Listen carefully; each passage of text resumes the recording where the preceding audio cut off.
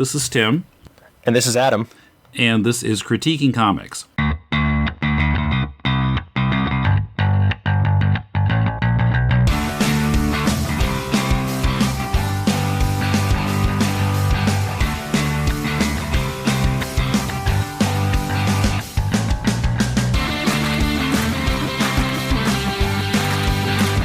Welcome to Critiquing Comics. This is Tim in Tokyo with Adam in Nagoya, right? Yep, I'm in Nagoya still. Nagoya. Yeah. Okay. How are you doing? Not bad. It's Golden Week, and I got actually a couple days. I got off work a couple days before Golden Week started, so I went to the library and got a whole bunch of books, and have been kind of hunkered down, and it's been good. Yeah, for listeners outside of Japan, Golden Week is a holiday week, or a mostly holiday week. Some of the days are not holidays, but yeah, traditionally this would be a big, merchants would be making a lot of money from shopping, but I think they're making some. People are not honoring the state of emergency like they did a year ago, but. Yeah, it certainly hurt a lot of people's business. Yeah, for sure. Okay, so this time we've got kind of an unusual submission for a comic called Circle 7, Issue 1. It's unusual because this is an artist sending us his work from 26 years ago that he's hoping to republish. So I want to read his message. This will make things clearer, I think. Greetings. First of all, I'd like to say thank you for, and that I enjoy, your podcast via YouTube. I would also like to thank you for the positive feedback on the work I did on Chad in Amsterdam number 5, Delugan/Sinterklaas. My name is D.M. Rodriguez, and I have drawn comics since I could read them. The first and most memorable comic I read was a 1975 Atlas classic called Iron Jaw. Boy, Atlas, huh? Okay, that must have been Goodman's company that he tried to start after leaving Marvel, if it's 75. I definitely remember Atlas, yeah. I think it was around for a little while, wasn't it? Well, I've been reading multiple Stan Lee biographies lately, and I think it was only about 6 months, but... Oh, I must be thinking of the wrong thing. Well, Marvel itself had been called Atlas back in, the 50s for a time. Okay. Anyway, he goes on, way back in the late 80s and early 90s, I saw published a few indie comics that sold on consignment at local comic book shops in my city. Notably Tony Isabella's Cosmic Comics. Here's one from 1995 that I would like to reprint as is, regardless of a positive or negatively honest critique. Looking at it now, I can see where I needed a whole lot of improvements. Keep in mind that I was in my mid-20s, not necessarily green, but still learning. Every page drawn from my visual library, sans Google refs, and I stuck to a strict 1 page a day penciling and a page a day inking practice in order to exercise and strengthen my chops. The writer and I are currently working on a preface to include in our reprint, so take your time reviewing our product, and thanks in advance for your consideration. Okay, so Circle 7, number 1, story by Joshua Lauber, pencils and inks by Daniel M. Rodriguez, and they're both credited with editing. So he's the artist, and I didn't have much complaint about the art. I thought it was, approaching a professional level. The only problem I found was there was one page where the panel reading order was unclear. But, it was the right-hand page of the fourth page, so it spreads in this PDF. So the fourth spread and the right side page, apparently those are supposed to read down, but it's not at all clear until you read the dialogue. Yeah, there's a couple pages like that where it's supposed to go, it starts off on the left and it goes down and then moves over to the right. So I found myself a little bit confused, but it's not super disorienting, I think. So, the art was not so much of a concern for me. I had other concerns about this comic. before you go on about that, can I talk about the art just a little bit? Sure. So I actually really liked the artwork in a very nostalgic way. It had that very kind of 1990s Marvel House style kind of going on. It reminded me a lot of like when Andy Kubert was drawing the X-Men, which was kind of like my peak X-Men days. So in that way, it was kind of pulling up a lot of those memories. Like really dynamic poses and, kind of cool hairstyles. And like they'd put like a fist whip in the foreground with lots of foreshortening and stuff like that. So I think that was really cool, very well executed. The rendering is really good, like with lots of blacks and whites and stuff. I think also there was some influence, like when I saw that first splash page, in the first part of the spread, that totally made me think of Wildcats or like that early Image kind of stuff. Like Rob Liefeld without the super exaggeration, or maybe some Jim Lee, that kind of stuff. And if this came out in 1995, I think Image was founded in 92, so this would have been just right in their kind of heyday of all that stuff. So, in that respect, I really, really liked the art.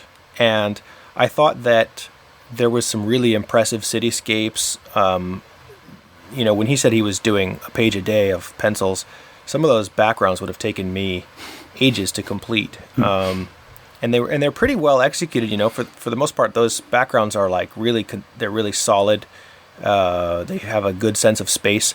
There's a couple panels here and there where, like for example, the buildings just kind of hit the horizon in a weird way, or the buildings in the foreground don't have the exact same perspective as the buildings in the background. But for the most part, I think, like you said, it's like approaching pro level stuff. I think, especially for that '90s style. So yeah, I was quite impressed with the art, and especially the character design of the two Jin brothers. There's a light Jin and a dark Jin, and that the way that he drew one almost like with the negative space was really cool. That's a really cool character design, I thought. So yeah. As an artist myself, those are the things that I was impressed by. Okay. So as a person who's more of a writer and proofreader, I found there were an awful lot of typos, or else the writer was misspelling words, one or the other. Especially towards the end. Yeah, it started getting sloppier towards the end. They must have been in a hurry. So they might want to. I don't know if they would want to redo it. I think part of republishing it sounds like the nostalgia of it. Maybe just leave it as is. But yeah, I was thinking as far as like the spell checking and stuff goes, I don't know what they were doing this with in 1995. If they were, I don't know if they were laying this out digitally. I would imagine if it was something like Quark Express or something really kind of a primitive one back then. So it could be that they were actually, kind of using the, T-squares and all that kind of stuff and like pasting that stuff into the page. And if that's the case, it would be hard to fix some of those typos. I think there's one that's kind of like hand fixed, like you can see like a P became an R or something like that in one of the words. But so I wonder if that had to do with it at all. Yeah, I don't know. Now, the story is not exactly post-apocalyptic, but it's a decaying city in the year 2040. I didn't get the sense that there had been like an apocalyptic event, but just things have kind of gradually disintegrated, maybe. And at the start, we see that there are like gang battles in the streets and stuff. And then the Circle 7, these 7 heroes, are gathered on top of a building, standing in a circle. And so each one of them has like large dialogue balloons going on with stuff like, "In your great majesty, your opponents," with 1P, "fell apart.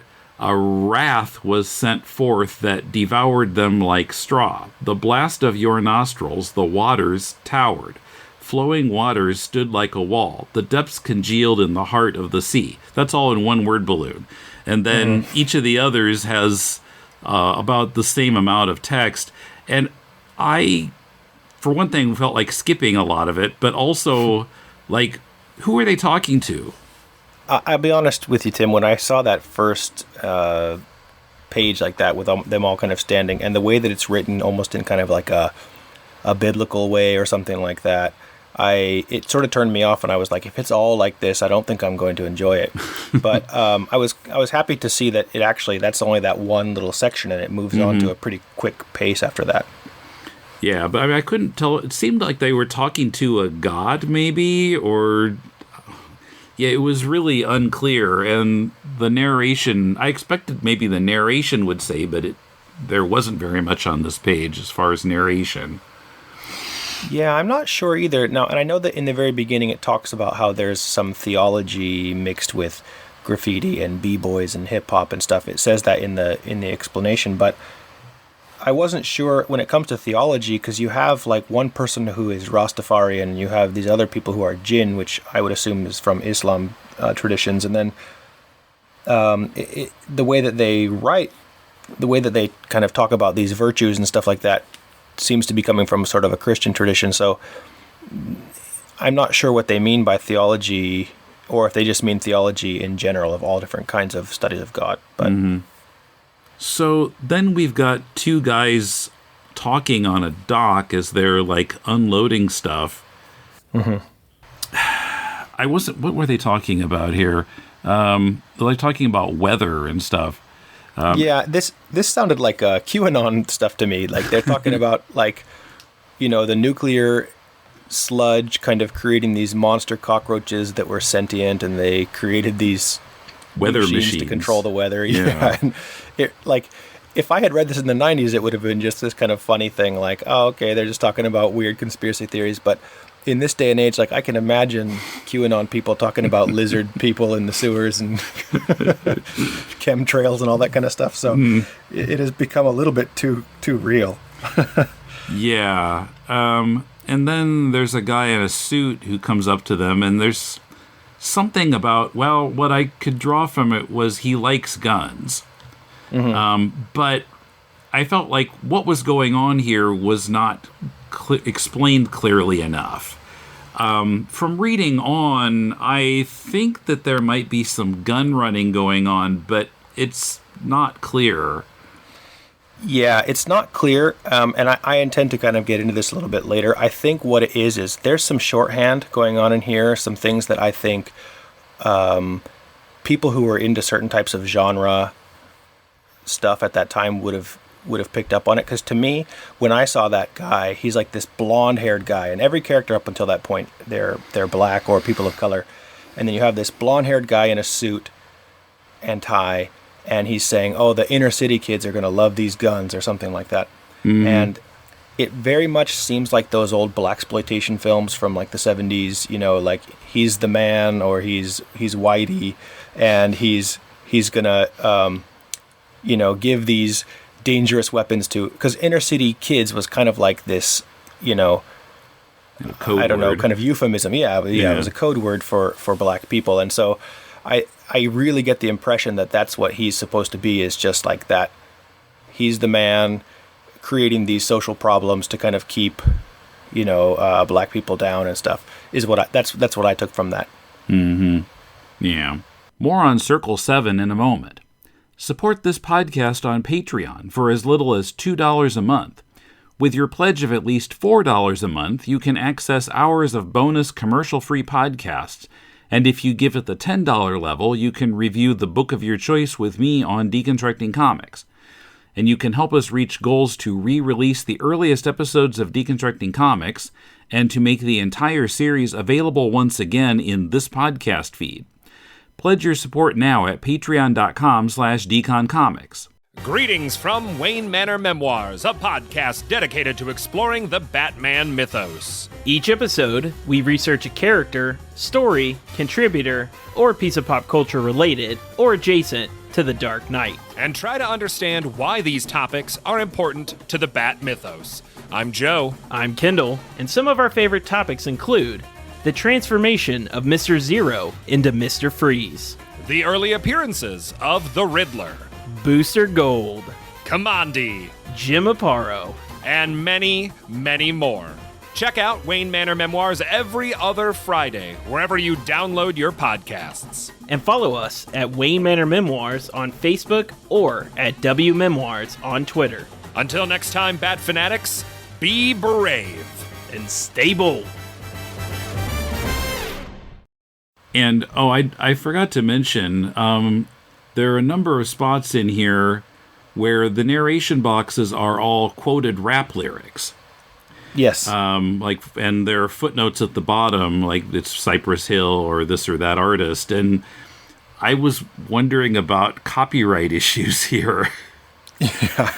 I don't know if that would be an issue or not. What I will say, though, is I started it off when I saw that first one.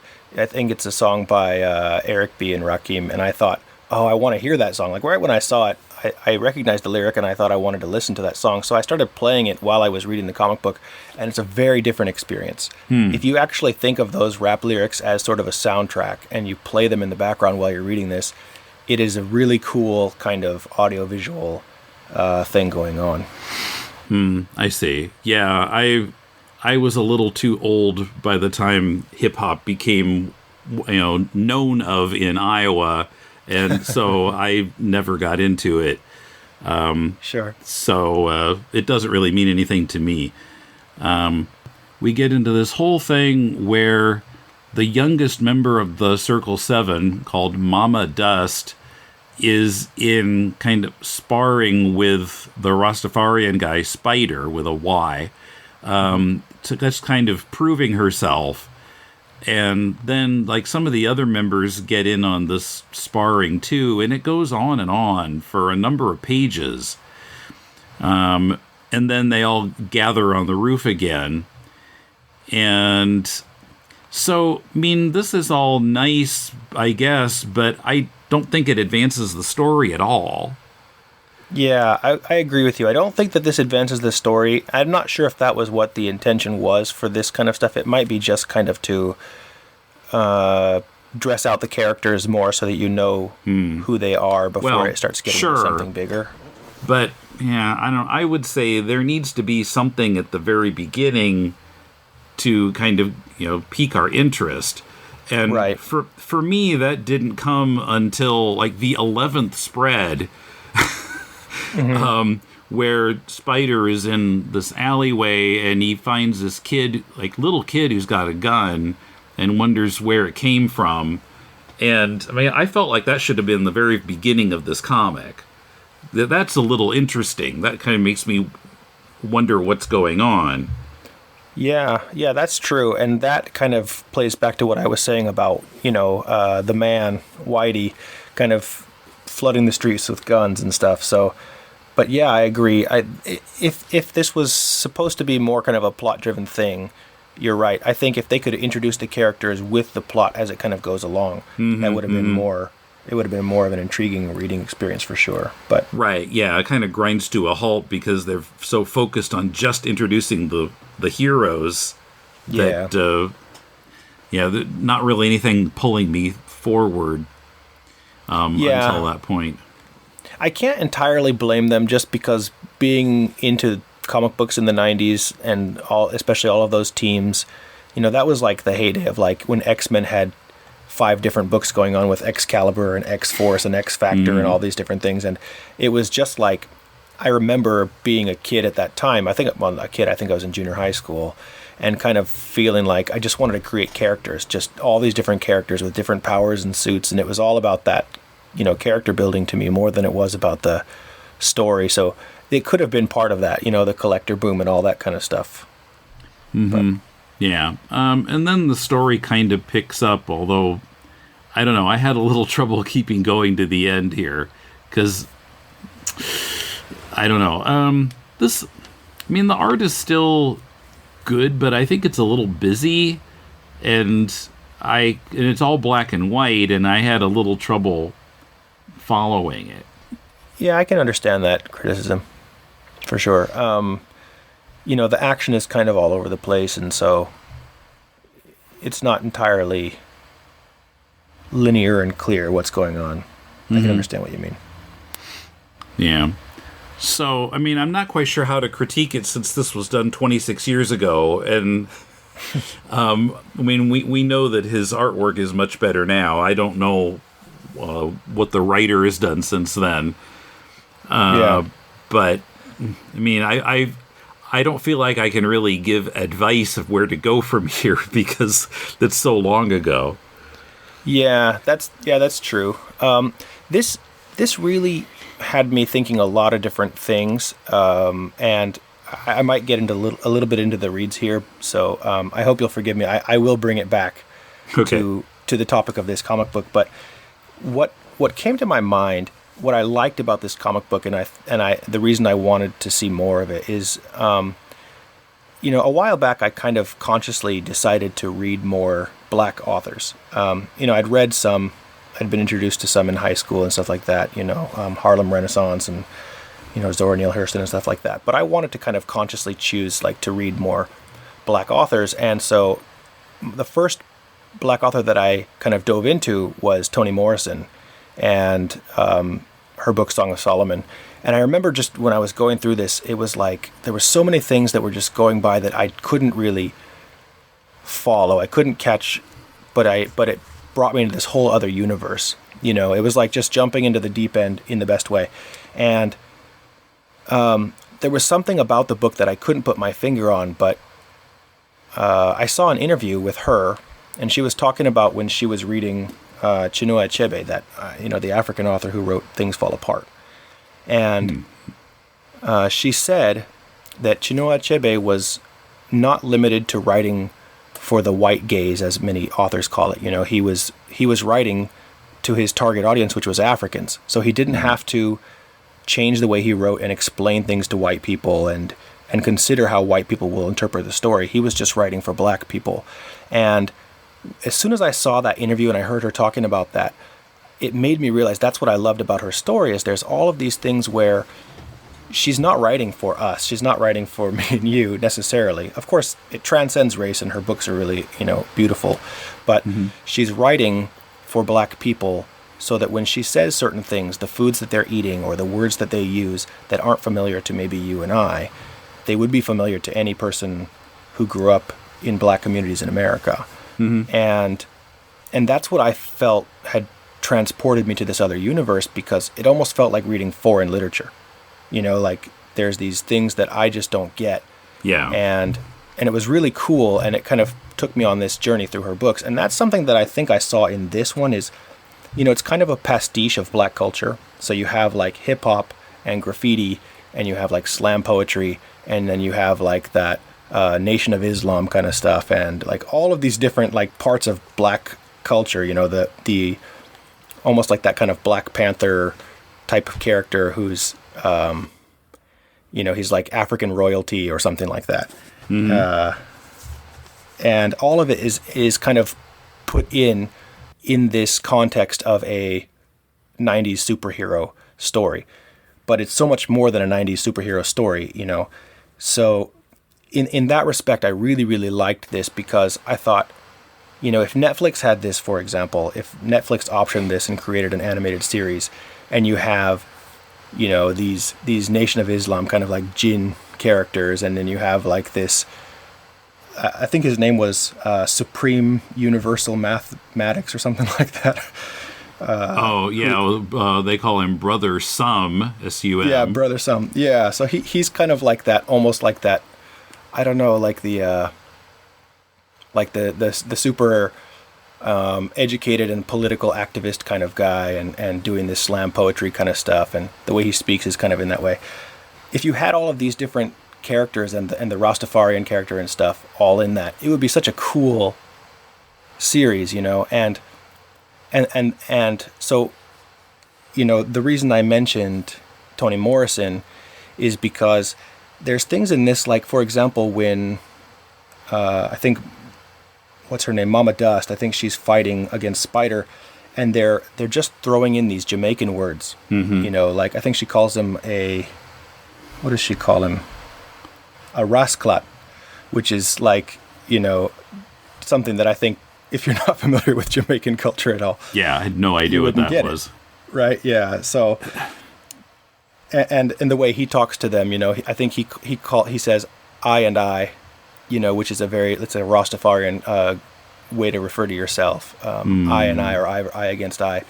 And so stuff like that is just in there without explanation, and it's written in a very ordinary way, like, oh, of course you get this, right? Because I think if you're writing for black people, they would get things like that, like the blaxploitation references and the Jamaican patois and things like that all together, I think would be much more accessible to black audiences. Yeah. It's really a shame that you have me talking about this and not somebody who's actually more qualified to talk about it, but we maybe need a little more diversity in our team. Well, I mean, if Mulele were still doing this, maybe he would get into it, but he's busy making his own comics, so yeah, I would love to hear Mulele's critique, because I could be way off base on this, and maybe the authors will write back and say that I was way off base. But but to me, that's what I was getting from this, and so there's like a rich kind of cultural element to this that's kind of underlaying the fabric of it, and they're doing it just naturally, I think, because I would presume that the writer and the artist are black or people of color living in black communities, so. Yeah, it feels like it. Yeah. I have not seen pictures of them or anything, so.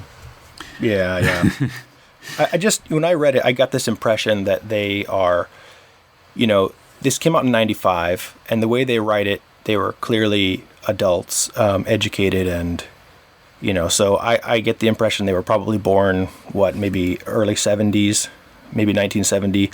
So they probably grew up watching kung fu movies, with that whole kung fu wave, and then watching these blaxploitation films and watching all of that kind of stuff. And then in the 70s, that's when Stan Lee decided that he wanted to have more black characters, right? So he introduced Power Man and Black Panther and Falcon. Falcon. Yeah, well, Black Panther goes back to the 60s, but Falcon certainly. And Luke Cage.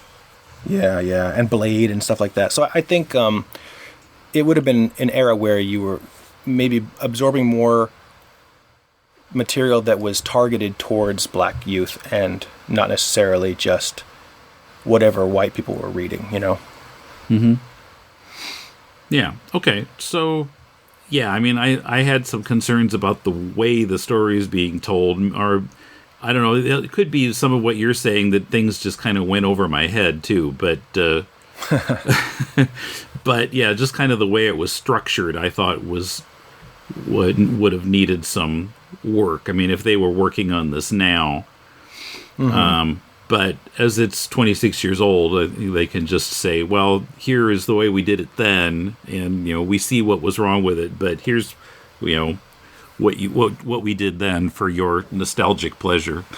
Sure, yeah, and even if they just have a little essay in the front that just says, this is what we were vibing on at that time, I could see somebody. I mean, I would have really dug it if there was some explanation about what it is they were kind of inspired by at the time. I could see myself really digging this comic book. Mm-hmm. Yeah. Okay. So, listeners, if you would like us to critique your comic, send a PDF or a link to mail@deconstructingcomics.com, and we'll read at least 30 pages of it and critique it on the show. So, Adam, thanks for being on. Thanks for having me, Tim. And we'll see you all next time.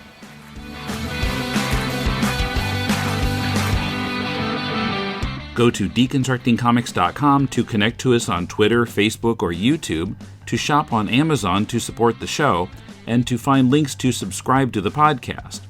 Our theme is from bensound.com. Next week on Deconstructing Comics, Emmett and I resume our series on Stan Lee biographies as we talk about the newest entry in this category, Abraham Riesman's True Believer, The Rise and Fall of Stan Lee. How does it compare with the Spurgeon and Raphael book we previously discussed? Is this book too negative, or is the negativity warranted? Be sure to listen to our discussion next week. Till then, this is Tim, and thanks for listening to Critiquing Comics.